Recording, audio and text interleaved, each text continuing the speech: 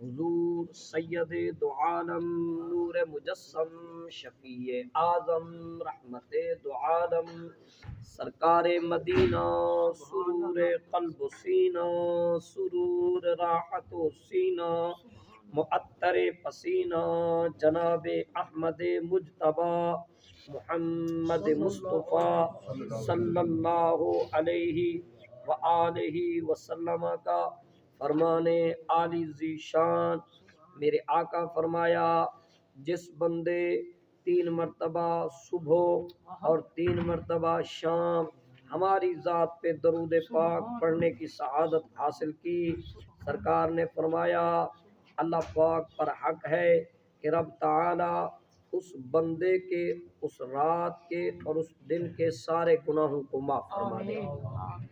یقیناً میرے پیارے آقا صلی اللہ علیہ وسلم کی ذات بابرکات پر درود پاک بھیجنے سے رب راضی ہوتا ہے۔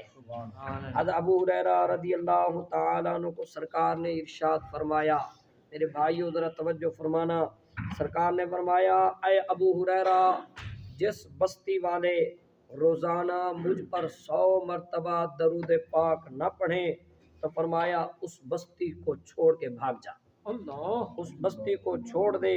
ابو ہریرہ کیوں؟ عرض کی یا رسول اللہ ایسا کیوں؟ فرمایا اس بستی پر ان قریب اللہ کا عذاب آ جائے گا۔ بھائی جان ذرا توجہ فرمانا، اگر جناب من بستی والے درود نہ پڑھیں تو بستی تباہ ہو جائے، ویران ہو جائے۔ اگر جس گھر میں سرکار کی ذات پہ درود نہ پڑھا جاتا وہ گھر بھی تو ویران ہے، اور وہ بدن بھی تو ویران ہے، وہ بدن کالا ہے، وہ بدن بالکل ایمان سے خالی ہے۔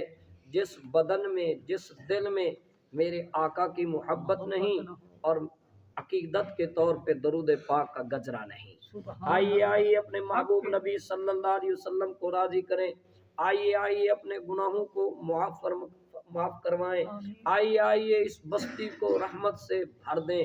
تمام حضرات مل کر پڑھیے اللہم صلی علی سیدنا و مولانا محمد وعلی آل سیدنا و مولانا محمد وبارک وسلم علیہ۔